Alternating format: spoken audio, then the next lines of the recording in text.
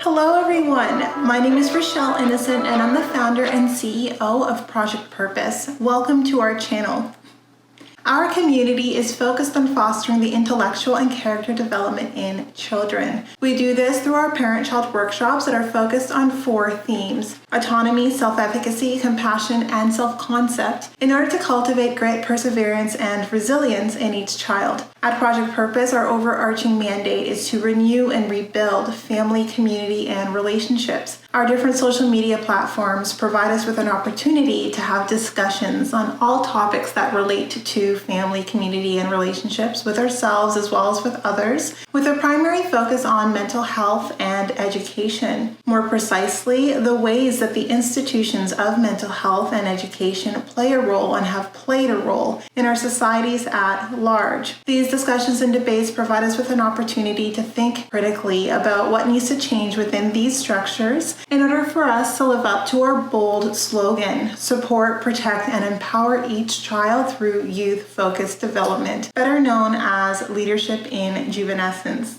We recognize that in valuing our children's leadership potential, this also translates as recreating and co-creating environments, both socially and politically, that will enable our children to thrive. Now, for those of you who are particularly keen on the topic, we also write thought pieces every other Sunday. We actually had a thought piece just drop this past Sunday. So definitely make a point to check out our website and read some of what we've put out there. Also, if you're out and about and you're on the go, take us along with you. We're available on 10 different podcast platforms, and we've provided the links in the description down below. Now, as is the convention, definitely be sure to subscribe, hit that post notification bell so that you are aware of every time we post. And of course, if you like these conversations and you want to keep them going, like, comment, and share this segment. Let's get into it. Hello everybody, and welcome back to our channel. Now, for those of you who are new, we cover topics that relate to mental health, mental wellness, and education on a week-by-week basis. And this week our topic of discussion is mental wellness. Now, before jumping into today's segment, I would be remiss if I didn't mention the fact that we are now going to be going live at least twice a month, every month until the foreseeable future. And we provided you a bird's eye view of the themes that we will be covering on our discussion style forums for the rest of 2021. Now, we are excited at the chance of having real community and cultivating community around these concepts and philosophies that we would like to build into how we see ourselves and how we frame the world around us in order to create lives that are more fulfilling and that are more intentional. For those of you who want to participate in our community on an ongoing basis, rather than just purchase your one-time ticket to a given live event, we offer you our package plans. Now, with our package plans, you get over and above the live events that we have planned. We also want to put together webinars and workshops to help cultivate some of the soft skills and some of the critical thinking required to live life intentionally and fulfilled. So definitely, when you have an opportunity, take a look at our package plans, take a look at the themes and the concepts that we're hoping to cover on a month-by-month basis. By December, we'll have a sense of the calendar for 2022, and we look forward to engaging with you. Again, like if it is the case that you want to participate, rather than purchasing the one-time ticket, if you get a package plan, you get to take advantage of those sweet, sweet deals, and we all love those. Now, with that said, let's jump into today's topic. We're going to be talking about focusing on you. In other words, we're going to be talking about how necessary it is to put ourselves first. And I need to say this, and honestly, I wish that I could maybe change the scene and maybe be on top of a mountain, but I figured that kind of hyperbolism probably is not going to have the same effect, given that it's still recorded and you're still watching it in the comfort of your home. But I don't think that there's anything that I can say more loudly, more assuredly, then we all have an issue in our society with putting ourselves first. We are guilted if it is the case that we make a choice that puts ourselves first, especially if you're a female. If you have the audacity to put yourself first, like, you are ostracized, you are demonized, like, people just don't like it. And I am, for one, someone who feels like the need to push back. Like, you don't like that I'm putting myself first. You don't like that I care about my mental, physical, and spiritual well-being. Well, then why should I care about you and your opinion? And that's really my stance on this. And this is going to be fun and lighthearted. I'm not going to be too serious about it because I think the topic is serious enough in and of itself that maybe we need a little bit of comic humor injected into this discussion. But if you are someone where when you put yourself first, you are met with judgment and people turn their noses down on you and people call you selfish because you want to have your best interest in mind, recognize that those reactions are about them and their comfort with having put themselves last in their lives. And that does not need to be your slogan, nor does it need to be your frame of reference, your worldview. And I think that oftentimes we are in spaces with people who are so embittered and resentful from having always put themselves last that they make it their lifelong mission to ensure that everyone else puts themselves last as well. And like, I'm sorry if that's been your normal your whole life, but to want that norm perpetuated despite the fact that you know that you are miserable and you know that you feel resentful and you know that it is not done well for you by way of your mental, emotional, and physical well-being, then, you know, that in and of itself is something that you need to work on your own journey. But we don't all need to follow that path. And I think sometimes we need to take a moment and reflect on the regrets and on the pain points of the generations before us. We need to think to ourselves, well, how can I do things differently? And I've been watching a lot of content, and it's the reason why we're talking about this video, and it talks about like having a mentor and like making sure that you don't make the same mistakes that they made. I think that we live in a very radically different world right now. And I think sometimes when we think about mentorship, we assume that the environment and the landscape is the same. And because it's the same, someone else who's been there, who has gone through those hurdles, can advise you as you push through specific hurdles. But I think that we're disrupting everything. Every industry has been disrupted. Every way of working is being disrupted. Even, you know, everything in our lives are kind of being blown up, and it gives us an opportunity to recreate and to do something different. And if we have this opportunity to recreate and to do something different, then maybe if it is the case that we reflect on how things have been done in the past, it's more so like, how can we ensure that we don't do it the same way? Because I am not someone who thinks that the way things have been done or were done even up until very recently, like the last couple of years, is something that I want to model or I would ever want to perpetuate in an environment, in a work environment, in any environment that I plan on creating and sustaining moving forward. So I think because of that, we need to put a lot less weight on the wisdom of those before us, if it's not to learn specifically from their mistakes with the intention of building something different. Always, like, let's focus on evolution, which means like we don't expect to have the same hurdles. We don't expect to focalize on the same obstacles. We don't expect to value the same things. So keep that in mind when you're seeking the advice of someone else, because we're here to create anew and build something different, and starting with the way that we value ourselves. That was a bit of a tangent, but we're circling back. So finding a way to value ourselves and put ourselves first in every space and setting that we're in. So let's kind of just jump into it. And this is going to be point by point. I don't know if I'm going to number it or not, if it's going to be like 5 ways to put yourself first. I think that trivializes the topic just a little bit. So I'm just going to cover a few perspectives that I have by way of valuing yourself. And I think the first thing that I want to talk about putting yourself first is putting yourself first involves shedding the mindset that being valuable to others it means being self-sacrificial. And there is a way that we celebrate the person who kind of puts himself up as a sacrificial lamb and who like hurts themselves for the benefit of everyone else. And we kind of celebrate people who do that. And I am someone who celebrates the person who's like, you know, if I do this, like maybe it might win the day, but it will destroy me personally. And I'm not going to win the day if it means that I'm self-sacrificing myself. We need to celebrate those people more. And there's a recent example of it in the Olympics when Simone stepped down because she recognized that going for the win would be sacrificing her career in the long run. And there were so many people who had adverse opinions about it. And I was just like, this is because we celebrate those who put themselves sort of down as a sacrificial lamb. And that's really warped, you know, that's a really warped, very, very disturbing expectation to put on someone. And to be angry when someone doesn't self-sacrifice themselves, I think is very very unhealthy. And I don't think any of us should be very clear on, like, if we go in a certain trajectory, it will destroy us in a certain way, but everyone else will be happy. Like, if that is something that you recognize as a clear thought in your mind, please just don't do it, right? Like, who cares about everyone else being happy if it means that you're destroying an aspect of your future or an aspect of yourself in the process of doing it? And I think when you put yourself first, you realize how ridiculous it is for people to put the expectation on you to be like the sacrificial lamb. So I think that's the first point that I want to make, because I am not someone who celebrates people who destroy themselves for the sake of the greater good. I think the greater good should always be in harmony with the preservation of self. And I think that often some of what is messed up in our societies is because, like, we ourselves recognize, like, our value to society is in, like, the way that we harm ourselves for the benefit of society. But we need to maybe shift that worldview and be like, well, how can I benefit my society by preserving myself as well? And, like, why aren't those two things always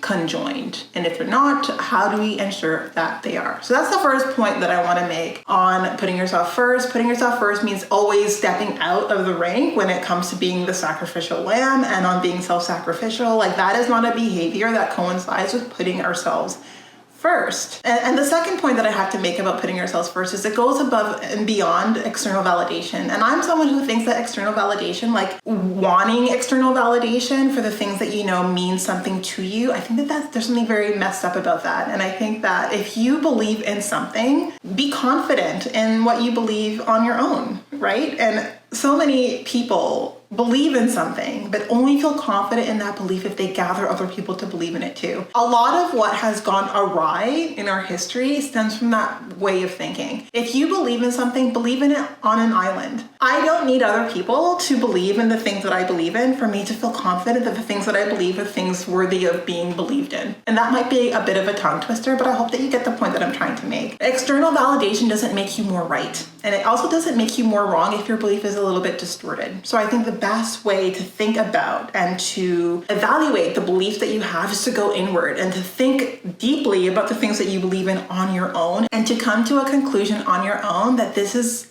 belief means something to you, and it's going to be something that you use to orient and to self-direct yourself. But to try to build crowds around the things that you believe in so that you feel good about the things you believe in, I think that there's something very distorted about that, and we all need to learn to just feel great about the things that we believe in without seeking out external validation. Like, if you believe in it whether the crowds are there or whether you're alone in a stadium. Like, that is a true belief. Like, if your beliefs are just based on people who agree with you, then there's something missing there, and I hope that you see that. And that brings us to our third point, which is, like, there is such a thing such as negative attention, and I think sometimes we seek out negative attention because it's the only type of attention that we've received. And I think when we learn our habits and we learn our tendencies, we learn, like, what's healthy for us and what's not healthy for us, I think attention is one of those areas that we need to do a lot of introspection. As someone in my childhood who, has gone on both ends of that pendulum swing by way of, seeking out positive attention. If I'm not getting that, then I'll seek out negative attention. And as long as I'm getting attention, I'm happy. It's important that, like, as you mature and as you grow up and you think about the behaviors and the reactions and the interactions that you have with other people, you think about, well, what was healthiest for me instead of what felt good or what was gratifying in that moment. And you realize that there's kinds of attention that you can garnish that is really just not good for you. And you also are able to attribute the kinds of behaviors that you engage in that have garnished that attention that ended up being really bad for you. And when you decide to put yourself first, you decide that it's not going to be in your best interest to engage in those behaviors moving forward. And you stop, or you put a plan in place to stop those behaviors moving forward because you realize, well, you know what, like, I don't need this kind of attention. Like, it might be gratifying for whatever reason, might scratch a certain itch, but, like, it's actually creating a rash, or it's actually, like, it's just not helping and it's not building me up, right? It's the kind of attention that breaks you down and that chips away at you. And I think that's important that when we think about putting ourselves first, we think about what kind of attention we need to stay clear of, and coinciding with that, like, what kinds of behaviors we need to remove from our arsenal if it garnishes and generates that kind of attention. And all of these are intertwined, and it leads us to our fourth point, which is about letting go of toxic relationships. And I am someone who values relationships. I value relationships, but I've learned that there's always this ideal that is put in place for different kinds of relationships that we engage in our lives, whether it's a familial relationship or whether it's like a childhood friendship, like there's a certain reverie that is built around it that makes us feel like we're missing out on a part of life if we don't have those relationships in our lives. And I think that because of this reverie, because of this ideology that is built around certain kinds of relationships, we stay in toxic relationships even though they hurt us. And I think that when you put yourself first, you recognize that regardless of the ideology or the idea that exists in the world, that these relationships are happy and that they're healthy and that they're integral to our sense of personal development, or they're integral to our sense of being whole. That's not the case for everyone. And I think we all can speak to that. Like, there are relationships that are idealized that for us, they're not the ideal. And because they're not the ideal and they're far removed from the ideal, they're actually very toxic and harmful to us. We can't have that. That's not part of how we put ourselves first, is by allowing access to those relationships in our lives. And if those relationships, regardless of how idealized they are by society, are not healthy relationships for you, if they're toxic for you, then we let them go, because that comes with putting ourselves first. Even if it hurts a little bit because we can't partake in sort of the reverie, I think it's important that we recognize, if it's not going to translate as the fantasy presents itself, and I think a lot of these fantasies, they're far removed from reality for the majority of us. We can build relationships that are perfect for us, built around healthy engagements and interactions with other people, even if they're not the relationships that society kind of deems as super important for our growth and development. I think each of us decides what relationships are important for our growth and development. We don't let some benchmark written by some unknown author decide what relationships are meaningful to us. We can create that meaning for ourselves. And I think part of how that translates, which leads us to our fourth point, is about putting value on our voice. And when we put value on our voice, we start to see the people who diminish our voice and who try to take away our voice and try to kind of put dirt on our point of view. When we look to others to put value on our voice, we will always feel unsure as to the value of our voice, because everyone's going to value our voice differently. But when we start first by valuing our voice and then aligning ourselves to people who, even if they disagree with us, still show and demonstrate that they value our voice too, then that's a better way of navigating the world around you. I think approaching life recognizing that your voice especially, but all aspects of you, has value, period. It doesn't matter if other people see the value or if they don't. You need to just always feel confident that you always carry value with you in every room you go into, and you align yourselves with the environments and the people and the settings that recognize your value. And if you're in this place where you see that your voice isn't valued, or you see that you're not being valued, it's a signal that you need to realign, right? It's not a signal that you don't actually have value, but if people can't see it, you need to go somewhere where they do. And the only way that you'll make that call, and you're not going to allow your setting or the people or the environment to make you feel like maybe there's something wrong with you, is if you start first by recognizing the inherent value of your own voice. And the last point that I will make today on our mental wellness chat on putting yourself first, because we want to keep it light, and I think sometimes when we talk about putting ourselves first, it can take us on a dark rabbit hole, because we think about all the ways that we fail to do exactly that. But we'll end this on a light note, is about happiness and fulfillment. And I think that happiness and fulfillment are non-negotiable. And I think sometimes we are managing and coping with different mental health issues or different circumstantial issues because there's something in our environment that we think needs to stay, despite the fact that it's chipping away at our happiness and our sense of fulfillment. And that's because we maybe haven't explicitly or intentionally put value on our happiness and our fulfillment. And I'm here to say, if you're in a work environment, or if you're in a relationship, or if you're in a setting that chips away at your happiness and your fulfillment, but you're trying to manage the fact that you're losing your sense of happiness and fulfillment by seeing a therapist, or by taking medication, or by trying to do all of these different things to manage the symptoms that come with being in a setting that makes you unhappy and that robs you of your sense of fulfillment, maybe it's time to think about what sacrifices you need to make changes to those environments that steal away at your happiness and fulfillment, rather than think about how you can, build a toolkit around staying in a place and in a setting that robs you of your happiness and fulfillment. And I think that there's just such a disconnect, because so many people are self-medicating or engaging in different behaviors to help them cope and better manage a situation that is not good for them and that doesn't make them happy and that doesn't give them a sense of fulfillment, because they feel helpless. And they feel like, I can't get out of this situation, but because it's hurting at my happiness, I'm gonna, take a happy pill, or I'm gonna do something else that helps me at least not feel too you sad. And I think that like anything that robs away your happiness, anything at all, that needs to go. It's not about managing yourself so that you can continue on living a life that robs away your happiness and fulfillment. It's about making sure that you are always prepared to do the work that will maintain and protect your happiness and